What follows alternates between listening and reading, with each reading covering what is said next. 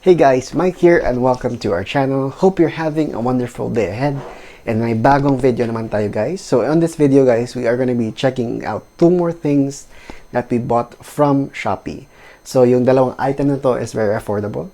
And also, this will serve as your basic like mods for your PC. So very easy to install. We are going to be checking out yung North Bayou na f80 monitor arm. So we are going to be installing that in our AOC monitor at the back. And also, for our keyboard, which is the rack lamang, we are gonna be replacing yung stock black keycaps into these pudding style keycaps. Yan. So guys, without further ado, let's install them.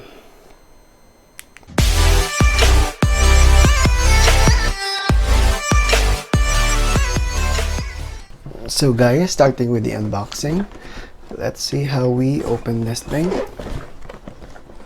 So you have to pull these two parts out. Then easy open na lang siya. Yan. And as you can see here guys, one of the reasons why I bought this, it's because of its price point. So this is priced around 1,300 pesos. So yung purpose nito guys is pwede kong i-tilt or i-move yung position ng monitor ko. So kahit nasa bed ako, makikita ko pa rin yung movie na gusto kong panoorin. Yan. So, let's silica gel. Let's just take out yung mga parts na nasa package. Yan. So, take note guys, I did not check YouTube videos regarding this. So, we are gonna be assembling this guys based sa manual. Yan. Para ibang klaseng video naman. Para hindi always naka-prepared. This time, magba-base tayo sa manual. Yan. So, the box, yep. Recycled paper. So, let's set this aside. And let's start unwrapping these. So, guys, before anything else, meron ditong Velcro strap. Later lang natin siya i-detach. So, right now, what we're going to do is we are going to be installing this sa lower part ng arm natin. So you just have to line up these three holes sa corresponding na slots at saka you have to install yung mga screws mo. Let's see if we can do this by hand. Yan. So just do that sa other two and you are done. And there it is. We have installed yung L shape na parang bracket with the 3 screws provided, and we tighten it down with the provided Allen key or Allen wrench, whatever you prefer. So let's open this up. Let's give it some more space. Yeah. So medyo may pressure siya. And nawala na yung isang screw. So next thing na gagawin natin is we should turn off our PC para ma-install na natin sa monitor natin. Good night for now. If you look here sa backplate ng monitor arm natin, there are 4 holes na same sa likod ng monitor natin. So we are going to be lining them up and we are going to be screwing them with the provided screws sa package ng monitor arm natin. If you look at the base or parang arm ng monitor arm natin, there's a plastic piece na that is secured by a small screw. So, yung purpose nito is when routing your cables, dito mo sila ipapadaan. For the purpose of also hiding your cables. Yan. Para mas cleaner yung look ng monitor arm mo. So, yan. Tanggalin mo lang. Tsaka makikita mo yung inside. There's a lot of holes for the 2 leads or 2 wires ng monitor mo. Let's remove the back part of our monitor or yung legs niya, tsaka yung base. And if you can see here, there are 4 holes here which you could line up to your monitor arm like that. So all you need to do is put these 4 screws here on each single hole, and you're halfway done. So we have finished tightening all the screws. Let's just double check. Yep, so I think all of them are secure. So the next step naman guys is installing this in our table. So after that, let's manage the cable na lang. And dito naman guys, sa part na we're in, this is connected. Ito yung nagka-clamp sa table mo. So yung, for example, yung table mo, it's this thick. For example, parang vape yung thickness niya. Yung gagawin nyo lang is to slide this in at an angle and ihuhook mo sa mga bumps. And all you have to do is to, let's see if we can hook this up sa other na hole here. Yan. So, medyo tight na siya. All you have to do is to turn yung clamp clockwise in order to properly secure your monitor arm sa table mo. Yan. As you can see, it's very sturdy. A simple way, pero very effective siya. And if gusto mo maging sigurado, all you have to do is to tighten this more. So, in this case, di ko na gagawin. Baka masira yung vape ko.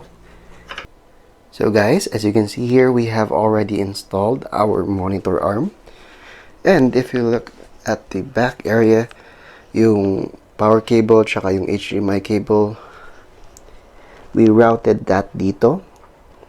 And yung labas nila is dito sa side. Yan, for a much cleaner look. And also, we routed it through this plastic shroud. At saka dito yung labas. So when you look at it at the front, you can see, or you can't see any cables. And also at the back, you can see there, we have those two racks over there. So they hold all our cables. Next thing that we're going to be doing is we are going to be installing our pudding style keycaps sa rack lamang keyboard natin. Yan. So this is very basic. So your keyboard comes with a keycap puller. Gamitin mo yan to pull out your stock black keycaps. And then installing these pudding style keycaps are very easy. So guys, all we need to do first is to remove yung USB Type-C ng keyboard para wala na siyang power. And next step, I'll show you like a basic na lang in short example on how to remove your stock keycaps. So all you have to do is to just pull them right out and tsaka there you have it. Yan. And when installing yung bagong keycaps natin, yung pudding style, it's as easy as lighting it up and then there you have it.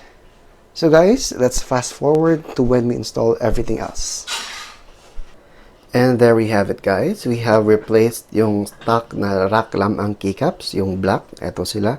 And we have replaced them with the pudding style keycaps na. Yan. And as you can see here, we only have a 60% keyboard. That's why meron pang natirang mga other keycaps. Yan. So let's plug this in and let's see how it looks. So let's plug this in at the top. Yan. There you have it. Kasi if you look at it from the side, translucent yung design niya at the sides. And take note, this only costs around 600 pesos. So very affordable siya. Just your basic mod for your keyboard. So it looks way better than before. And also we have this rack lamang na software dito. So let's see if we can change or how it will look like if we change yung lighting setup niya. So let's try falling naman. And also let's see the colorful. Yan. So if you look at it guys, it's much more vibrant. Yan. So spectrum, it changes yung different na from different colors. And so let's get a different angle here. Yan. And then scrolling.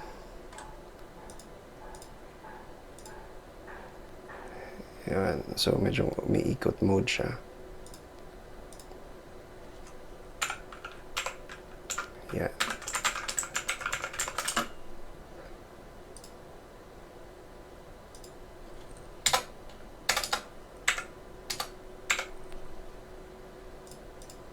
There's launch, and there is ripples also.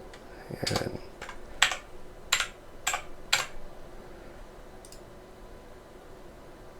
we have here your flow from the upper part, pababa. And we have here your pulsating.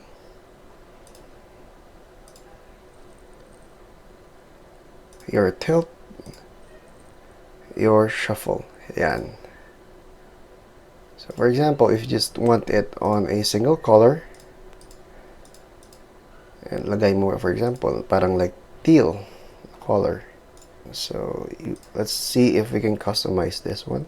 Yep, so yung preset na or the setting of the colors that I saved is parang ganito. Parang pink and teal siya. So yan, as you can see, much more brighter. And of course, RGB plus 1 million FPS daw. So guys, that's the end of the video. We have installed our monitor arm and we have replaced yung keycaps ng keyboard natin. If you want more content like this, always feel free to hit a like and subscribe to the channel. And if you want more updates on this kind of upgrades or basic mods for your computer, always hit that bell notification icon so that you can be updated sa mga bagong videos natin. And if you have any other questions, guys, just leave them at the comment section down below. So guys, Mike here, and see you next time.